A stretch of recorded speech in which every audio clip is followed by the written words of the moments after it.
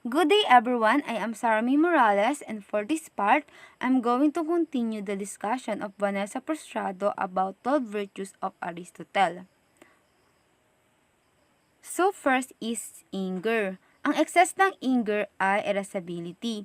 Irascibility refers to being overly sensitive to provocation and reacting with excess anger. Ang person na may ganitong trait is quick-tempered at mas madaling mainis at even the smallest thing. This behavior can lead to damaged relationship because other may feel they have to walk on eggshells around these people or parang kailangan nilang mag-ingat palagi sa mga sasabihin at gagawin nila kapag harap nila yung ganitong tao. For example ay, during a team meeting, Carr becomes furious when a colleague interrupts him. He raises his voice and slams his fist on the table, causing tension among the team members. Ang mean naman ng anger ay patient or good-tempered. Patient or good-tempered is the virtue of knowing how to respond appropriately to the situation that might provoke anger. Ang tao naman na may ganitong ugali does not lose their cool easily and can handle disagreements or frustration with calmness and self-control.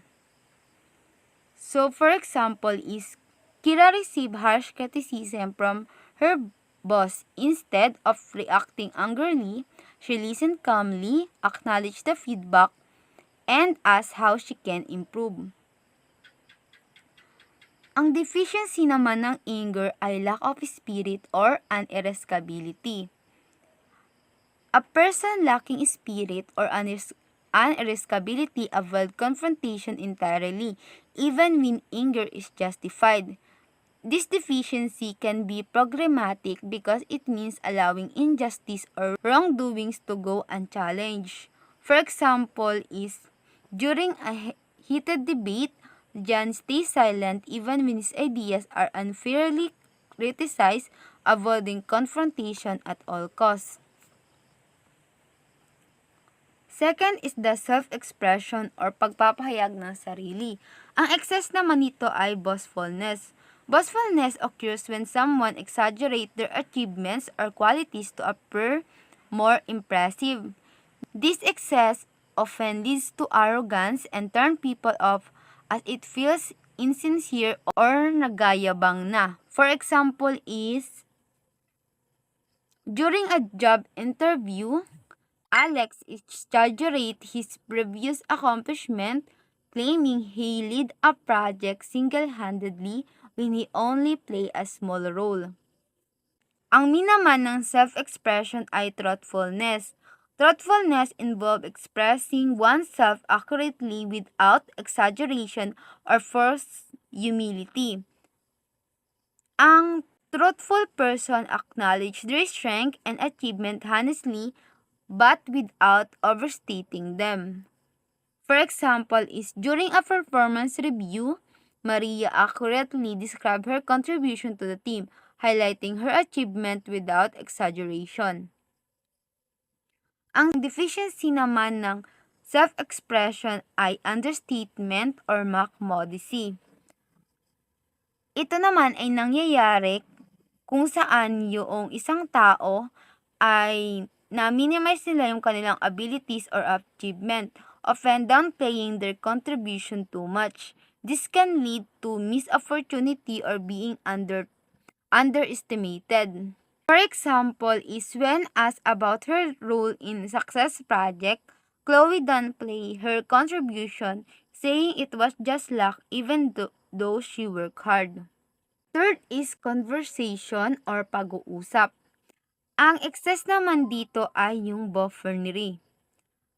Buffoonery is engaging in inappropriate humor or silliness to make others laugh even in serious or formal situation. It often makes others uncomfortable and lowers the tone of the conversation. So for examples of buffoonery is during a serious discussion, Kevin constantly interrupts with silly joke, making it difficult for the group to focus on the topic. So ang mean naman nito ay wittiness. Ito naman yung ability to use humor appropriately.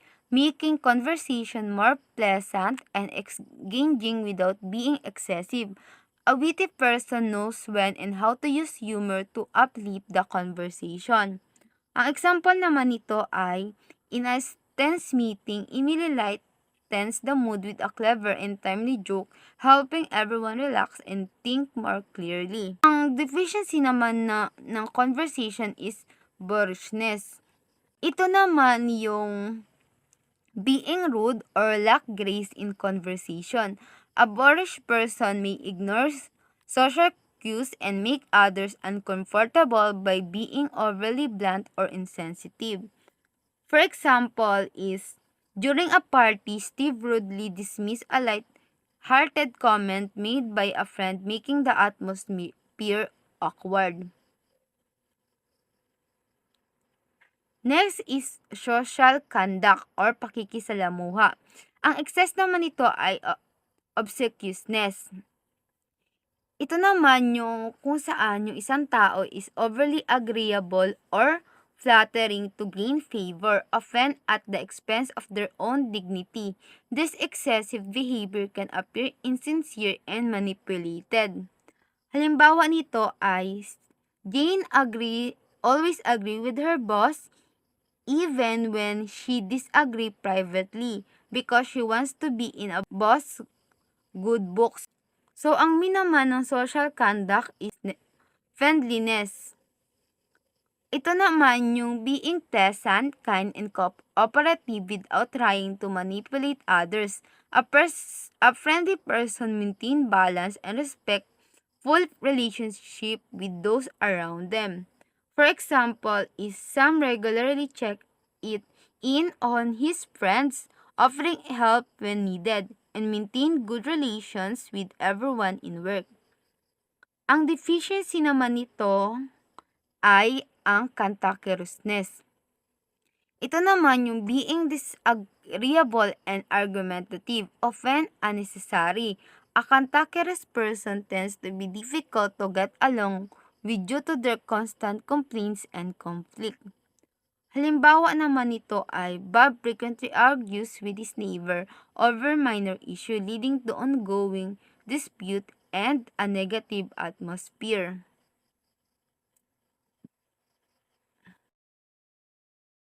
Next is Ang shame excess or naman nito kahihiyan. ay shyness. Ito naman yung feeling or self-consciousness or fear of being judged by others. A shy person often avoids social situation and struggle to express themselves due to insecurity. For example, is Ben avoids social gathering because he overly worried about what others might think of him, missing out on opportunities to connect. Ang mean naman ng shame ay modesty. Modesty is about recognizing one achievement without boasting and maintaining a balanced sense of self-worth. A modest person neither hides their accomplishment nor brags about them. For example, is Emma humbly accepts praise for her work, acknowledging her effort while giving credit to her team. Ang deficiency naman ng shame ay shamelessness. Shamelessness is a lack of concern for how one action are perceived by others. A shameless person may engage in appropriate behavior without regard for social norms or consequence. So, for example is, Jake loudly brags about his personal achievement in a way that makes others uncomfortable, showing no concern for how he perceived. Lastly is indignation. Ang excess nito ay envy. Envy occurs when someone feels resentment toward others for their success or good fortune. A person experiencing envy often wants to see others feel or feels better about their own lack of achievement. For example, is when a coworker receives a promotion, Clara feels intense jealous and start spreading rumors to undermine their success. Ang mean naman nito ay righteous indignation. Ito naman yung proper response to injustice. It is feeling anger when something is truly unfair or wrong and taking appropriate action to address the situation. Halimbawa nito ay after witnessing a colleague being unfairly treated by management, Peter speak out against the injustice advocating for fair treatment. So, ang deficiency ng indignation is malicious enjoyment or spitefulness. Spitefulness is when someone take pleasure in the misfortune of others. A spiteful person may act with malice or enjoy seeing others struggle or fail. For example, is Emily enjoy gossiping about her friend's recent struggles, showing a lack of empathy and a desire to see others suffer. So that's the end of our report. Thank you for listening.